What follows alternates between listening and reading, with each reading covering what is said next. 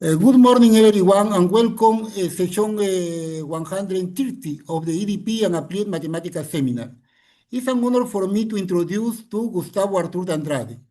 The Professor Andrade is Doctor of Automation and System Engineering from the Federal University of Santa Catarina in 2017 and postdoctorate in Grenoble Imaging Speech Signal and Control Laboratory, France in 2022. He is president of the Brazilian Society of Automation for the period 2025 and 2027. He has advanced knowledge in mathematics and computing, mainly in functional analysis, topology, partial differential equation, numerical methods, and programming. He has experience in control and optimization of processes and renewable energy production system. Currently, he has a adjunct professor in the Department of Automation and System and the Federal University of Santa Catarina, Brazil. On this occasion, Professor Gustavo Andrade will give the lecture entitled A PDE Approach to the Stabilization and Estimation of Thermoacoustic Instabilities in a Rijke Tube. Welcome, Professor Arturo Andrade, and you can start. Okay. Good afternoon, everyone. Thank you, Juan, and the organizing team for the invitation. So today I will discuss some results on stabilization and state estimation of thermoacoustic instabilities in a Rijke Tube, which is a very challenging problem involving hyperbolic PDEs and coupled with ODEs. Okay.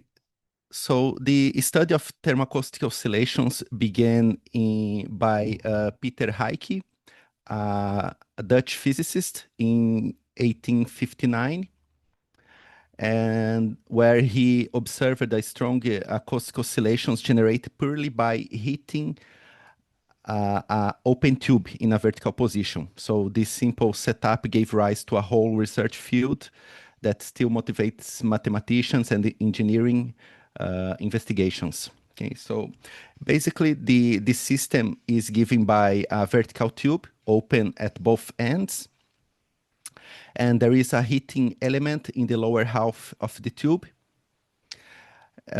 So when we hit this element, the interaction between the flow and the acoustic waves generate self-excited instabilities. So in our setup, we also added a speaker and a microphone to be able to estimate and control the system. So here I have a small video to show how these instabilities are manifested in the system. So I think I have to change.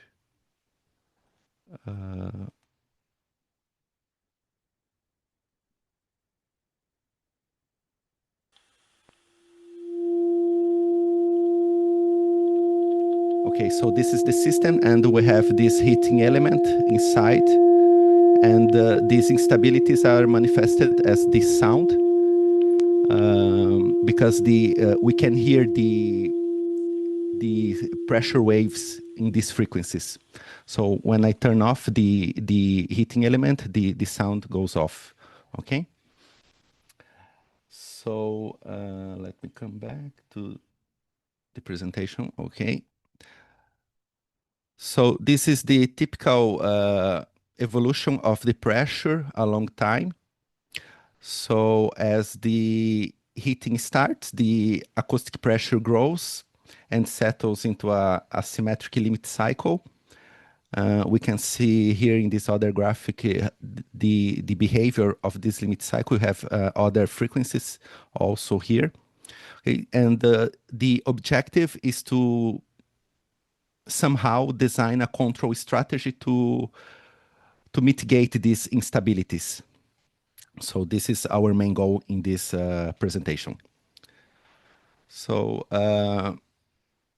thermoacoustic instabilities also appear in practical systems in engineering applications such as turbines and combustion chamber, and they usually cause severe structural issues due to the oscillations. The problem of these systems is the complexity to study the interaction between the chemical reactions and acoustic waves. So the Rijke Tube removes this combustion complexity and retains the essential physics, making it more suitable to test control and state estimation methods. Okay.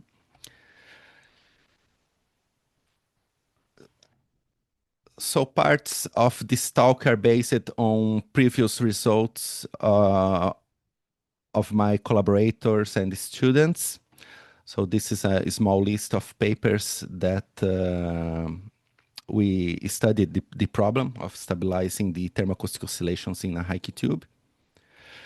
And also the problem of state estimation, which is basically giving measurements of the acoustic pressure at one point of the domain, how we can reconstruct the entire physics in the domain. Okay. So this is also very important for monitoring applications in this kind of processes. Okay, so we model this phenomenon using 1D conservation laws of mass, momentum, and energy, the classic Euler equations for gas dynamics. So we have here in the energy balance the coupling term between the heat source and the flow, the air flow, given by this term Q. And we also have here the boundary conditions, which represent an open tube. Also here we have this term in the left boundary condition, which represents the actuator, the speaker, which is, loosely speaking, a perturbation in the pressure field of the system. Okay. So the heating dynamics, we assume that the heat is concentrated at a single point in the domain. So we have this Dirac delta multiplying Q, which is the source term of our PDE, this term here. And the heat power is modeled by the King's law that describes the dependence of the heat transfer in the heating element inside a flow. So we have this ordinary differential equation, which is proportional. The right-hand side has a term which is proportional to the root square of the absolute value of the velocity of the air inside the tube.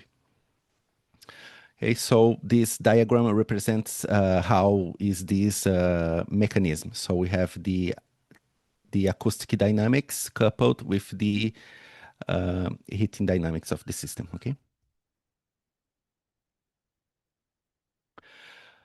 So to design the control strategies, we first linearize the system. So considering a constant steady state solution given by rho bar, v bar, and p bar, we obtain this set of linear PDEs. And if we take a look here, the first important thing we have to consider is that the density dynamics, this first PDE, is not coupled with the velocity and pressure. So we can take off this first PDE of our problem. And also we can assume that the velocity of the air is very small compared to the speed of sound inside the tube. So we can neglect this term, assuming that V bar is equal 0. Okay, so after these simplifications, we get our control-oriented model, which is the first the wave equation with a source term here in the right hand side. Okay. So to linearize the heating release dynamics, we apply a similar procedure. So we have three terms in the right-hand side. So we have a term relating the variation of the density, the variation of the velocity, and the variation of the acoustic pressure. And if we do a dimensional analysis of the size of these gains of each of these terms, we can see that this gain multiplying the variation of density and the variation of pressure are very small compared to this one. So we also neglect these terms, obtaining this simplified expression of the heat release dynamics, which only depends on the variations of the velocity at the point of the heating element inside the tube. Okay? So in the end, the heat release dynamics will be given by a first order linear ODE. Okay? And finally, the boundary conditions, they become very simple. So the pressure depends on a linear combination of the velocity at the boundary condition and the control input, okay, at both sides. So, okay, as a first step in our control design, we apply the method of characteristic to obtain to represent the system in the characteristic coordinates. This is a standard step to design control methods for hyperbolic PDEs, because when I do this, I obtain transport equations, which are very simple to analyze and to infer about the stability of the system, okay? So when we apply the characteristic coordinates transformation, we obtain this set of two transport equations with a source term in the right-hand side, okay? And they are coupled at the boundaries plus the ODE here, okay? So this PDE ODE system is very simple to solve. And when we solve this system, we can conclude about the behavior of the system. So basically, we have this diagram. So we have this first state, R1. So the solution is constant along the characteristics. So the boundary condition propagates along the domain from 0 to x0, where is the heating element. Here at the point x0, we have the heating element. So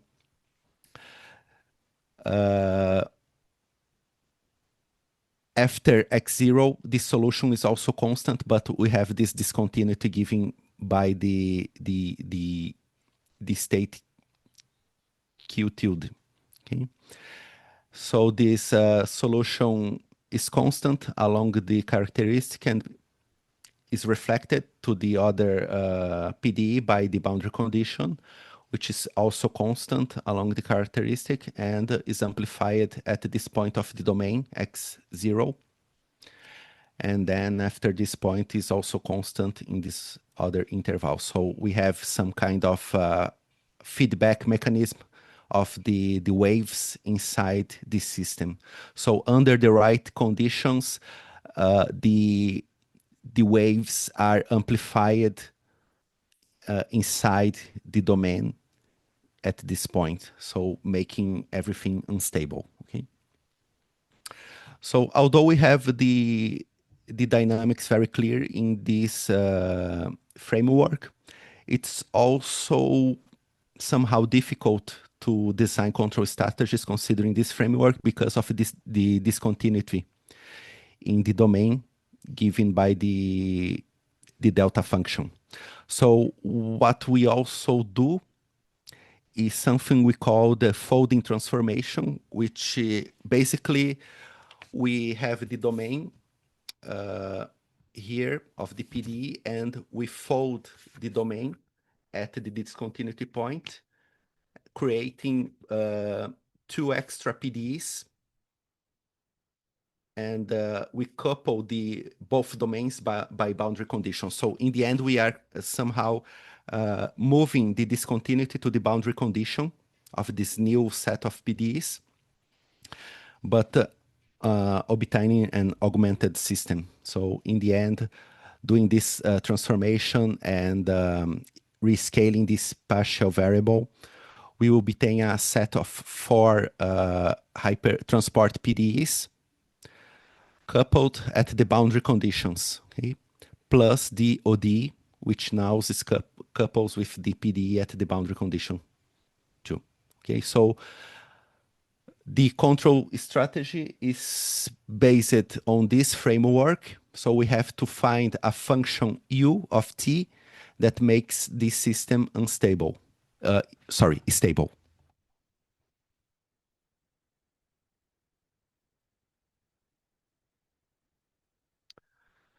Okay, so this is the same graphic I have shown before with the other coordinates. So we also can see here in this framework the feedback mechanism between the states of the system. So for instance, we have here the state beta 2, which is coupled with the state alpha 2 by the boundary condition. And the state alpha 2 enters the ODE, and the ODE enters the boundary condition of beta 2. So we somehow have some feedback mechanism inside here. Okay, and also these other states have some kind of feedback mechanism due to the couplings. Okay, so depending on the size of the gains at the boundaries and in the ODE, everything is unstable. Okay, so this is the physics that's happening inside the tube. Okay, so how we proceed to stabilize this system? So our control strategy is based on the backstepping methodology. So before we start to present the method we developed to stabilize the thermoacoustic instabilities, I will briefly introduce what's the backstepping method. So roughly speaking, the backstepping is a constructive method that achieves Lyapunov stability by transforming the unstable system into a stable target system, which is often achieved by shifting all the eigenvalues in a favorable direction of the complex plane, rather by assigning individual eigenvalues. So backstepping is not a one-size-fits-all problems. So it requires a specific structure effort for each problem. So for instance, here in the Rijke Tube problem, I have to see what's the unstable mechanism in the equations and try to cancel these mechanisms using the backstepping method to make the system stable. Okay. So the reward is that the closed loop behavior is very clear. Okay. So this is the step-by-step what we have to do in order to apply the backstepping methodology. So first, we have to identify the undesirable terms in the PDE. Then we have to choose a target system in which the undesirable terms are eliminated by a state transformation and the feedback. We have to find this transformation, which is usually a Volterra transformation, and obtain the feedback control law from this transformation. Okay, so now let's try to apply these steps in the backstep in the Rijke Tube control problem. So this is the target system. So the target system is a very similar PDE system as the original one, but if you take a look here in the graphic, I removed some of the couplings and impose a zero boundary condition for this first PDE, X1. So doing this, we can see that since we have only a transport equation, this state is 0 in finite time. So there is a t-bar where after t-bar this state is equal 0, and due to the boundary conditions, this other state beta 2 is 0 in finite time. And this cascade mechanism is propagated throughout the PDEs. And these terms after here in the ODE, after t-bar, they are all also 0. So we are left here with a stable ODE, and everything goes to 0 exponentially. Okay. So this is the desired system I want. And now we have to find the transformation in order to transform the original system into this one by the feedback control law.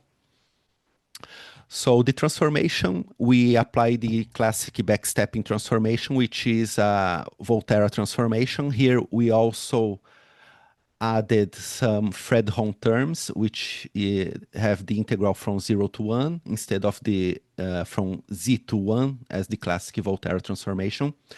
And we have to find also the kernels of the transformation in order to make the original system behaves like the target system.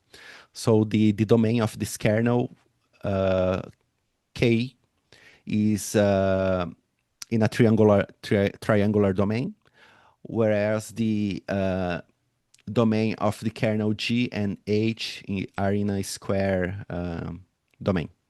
Okay. So to find the kernels, we have just to substitute this transformation in the original PDE and find the expression of the kernels such that I can eliminate the undesired terms. So in the end, I will find that the kernels have to satisfy these PDEs with these boundary conditions. So for this first PDE, for the kernel K, it's evolving in a triangular domain, and it has this boundary condition. G and H are evolving in a square domain, so they have two boundary conditions from this for G and this one and this other one for G, and this one and this other one for H. And finally, we also have a finite dimensional kernel, which will be the solution of this ODE subjected to this boundary condition. So the question we have now, is this PDE system well posed? The answer is yes. Although the structure of the PDE system is simple, the domain where it is evolving is not so simple, so we have to analyze carefully. But using the method of characteristics, we can find the explicit solution of the kernels, because they are all transport PDEs. So for instance, the kernel K, which is evolving the triangular domain, subject to the boundary condition at psi equal 1, we can find the explicit solution given by this formula. Okay. Similarly, we can find the explicit solution of the kernel G, now evolving in a square domain. So we have a boundary condition at psi equal 1 and z equal 1. The solution is propagating at this direction. Okay, so we have a discontinuity at this point, but the solution can also be found explicitly and is given by this formula. Okay. Okay, and finally, for H, I can find the solution explicitly, also applying the method of characteristics and taking the advantage of the simple structure of the kernel. And we can see that the solution satisfying the PDE subject to these boundary conditions is given by this other formula here. Okay, so basically we could solve all the PDEs, and if we take into account this, they are all depending on the solution of the ODE, right? Phi. So we also have to solve this kernel ODE, and we have to break into two different cases because of the discontinuities at H. So when the characteristic velocity lambda 1 is greater or equal than lambda 2, we have that H is equal 0. So in this case, this ODE can be rewritten to this form, which have exponential solution, and the problem is well posed. We show the uniqueness and the existence and uniqueness of the solution. But when we have lambda 1 smaller than lambda 2, we have to solve the kernel equation phi backwards. So taking into account the structure of the solution of H, we can see, here, we can see that this boundary condition is equal 0. So this boundary condition is propagated through the domain with this direction. And so in this interval here, H is equal 0. So in this interval, we have already solved the PDE, the ODE for 5, which is this exponential term. And once we define the solution in this part of the domain, we move to the next part of the domain and inject the value of H in the ODE. And then we can solve this ODE inside this interval. And proceeding this way, we can always find a solution for 5 in the whole domain from 0 to 1. Okay. So we have to apply this procedure iteratively n times, where n is the first natural number that makes this inequality through. Okay, so this is motivated by the location of the elements, because depending on the location of the elements, I apply the folding transformation in the system, and the rescaling of the domain will influence the velocities, the characteristic velocities inside the domain. So the closer the heat element is to the uncontrolled boundary, that is, the closer the heating element is to the upper boundary, the larger number of pieces of the solution for phi are needed, okay? But from a practical point of view, it's always expected the first case, because usually the heating element is always positioned at the lower half of the tube, so which will result in lambda 1 bigger than lambda 2. Okay, so we found the transformation. We were able to map the original system to this target system, but we also need to show that this transformation is invertible. So the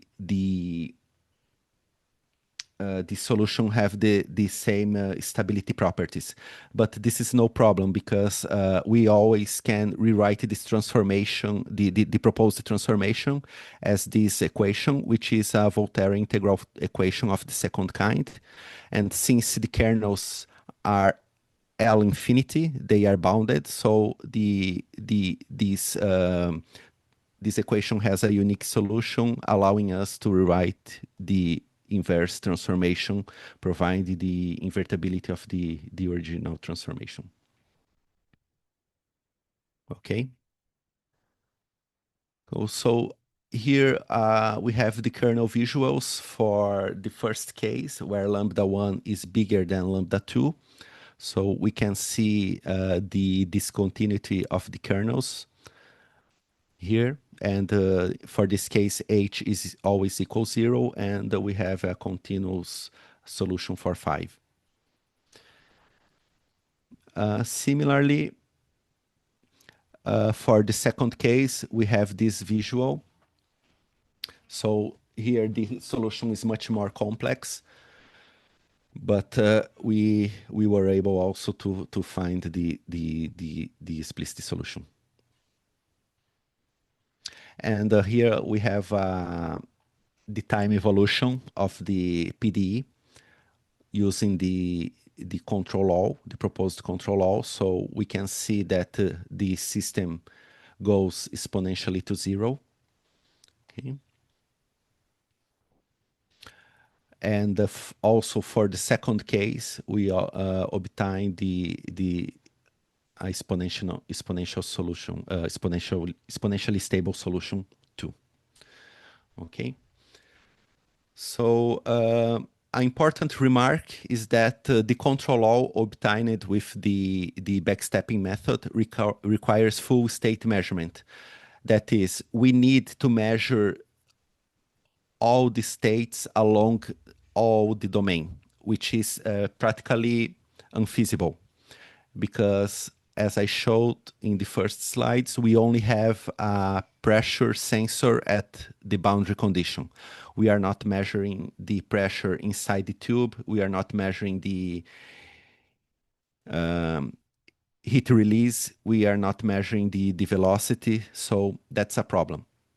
It's not possible to apply this control law in a real world scenario. So to circumvent this problem, we need to design a state observer to reconstruct the solution of the entire PDE. So basically, the backstepping observer design is the dual problem of the control design, the backstepping control design. So here we propose the observer, which is a copy of the mathematical model of the system, but we add here in the right-hand side injection terms, which are the difference between the real value measured by the sensor and at the boundary of the tube with the pressure value predicted by the equations. Okay, and this error is multiplied by a constant, by a gain, which varies in space. Also, the boundary conditions are a copy of the original PDE. And the idea is to make the error dynamics, which will be given by these equations, exponentially stable. So we have to design the gains here in the right-hand side of the PDE and in the right-hand side of the ODE, such that this dynamics goes to 0. And since this is a copy of the original PDE system, which is open loop, which is unstable, it's expected that the error dynamics is unstable without these gains. Okay, so we proceed similarly as the control design. So we propose a target system for the error dynamics, which is exponentially stable. So it's the same target system as the control problem. we removed the coupling terms and impose 0 at one boundary, so the cascade structure of the system goes makes everything goes to 0 exponentially. Okay, and we use a backstepping transformation, which is very similar to the previous one, but here we broke the transformation into several equations. So we have here a Fredholm transformation for alpha, for beta 1, and for beta 2 we have the Volterra transformation, which is necessary to make the whole transformation invertible, because otherwise only Fredholm terms are not invertible. And the idea here is to find the kernels of the transformation such that the original aerodynamics is mapped to the target system. So the procedure is the same as before. We have to substitute the transformation into the PDE and see how the terms have to be cancelled in order to obtain the target system. And in the end, we obtain this set of PDEs plus an ODE and these boundary conditions. These PDEs are the same as before, so we already know that the solution exists and is unique and is bounded. Okay, so it's also with that to prove the invertibility of the backstepping transformation. And in the end, the observer gains, which are the terms in the right-hand side of the observer dynamics, they are given by this expression, which depends on the kernels, the solution of the kernels. So since we have a explicit solution for the kernels, we have a explicit expression for the gains in order to implement this observer. Okay. So this is the kernel visuals for both cases, lambda 2 bigger than lambda 1 and lambda 1 bigger than lambda 2. So we tested this strategy in our system in the lab. So this is our prototype. Sorry. This is the geometry. So we have a tube of 1.35 meters. The heater is positioned in the lower half, so we are in the easier case. We have the microphone at the boundary condition here, and this is the power supply in order to turn on the heating element and make the thermoacoustic instability to happen. So here is the graphic of the experimental results. So in red, I have the acoustic pressure measured by the sensor at the boundary condition of the tube. And in blue, I have the solution obtained by the proposed state observer. So I initialized the observer with a 0 initial condition, just to show that the solution converges to the true values. Okay, and here is a comparison of the acoustic pressure inside the tube. So what I did is to include a sensor inside the tube and to compare how is the value of this pressure with the pressure obtained by the mathematical equations. So qualitatively, they are very similar, but we have some discrepancies due to the simplifications probably, okay?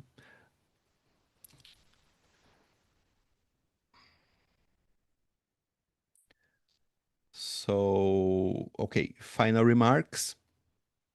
So in this talk, I presented the state feedback controller, and since the state feedback controller is not possible to apply in practice, we have to design a state estimator to reconstruct all the solution of the PDE.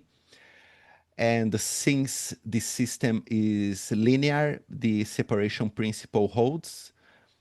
That is the combination of a separately design of state feedback controller with the observer results induces an output feedback controller that is able to stabilize the real system. Unfortunately, we were not able to test this in the lab yet because we are suffering with problems in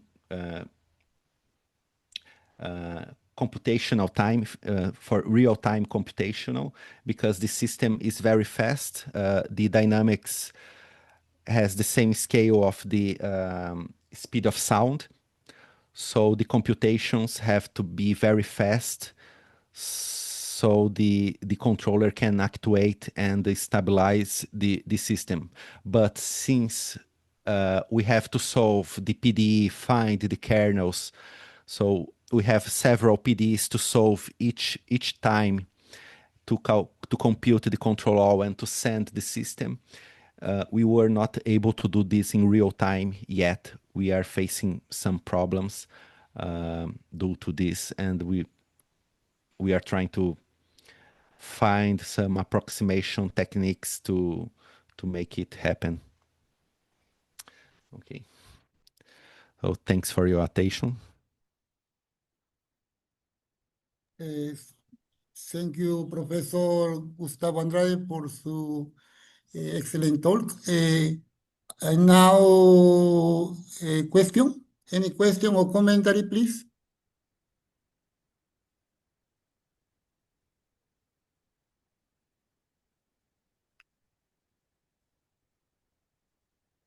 Any question?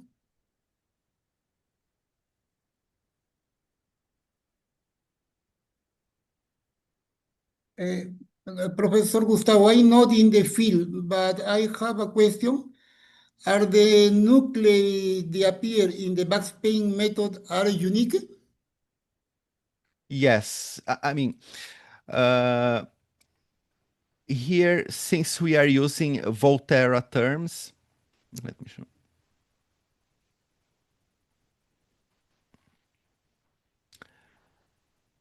Where is it? They are unique because we are considering this term here, this Volterra term. But if we remove this term and only use Fredholm terms, they are not unique. So everything fails. So this is necessary in order to obtain uniqueness. Thank you, thank you. Any question or commentary? Any question? Well, chat, commentary? Well, no more question. Thank you again, Professor Gustavo, for su excellent talk. Thank you. Thank you.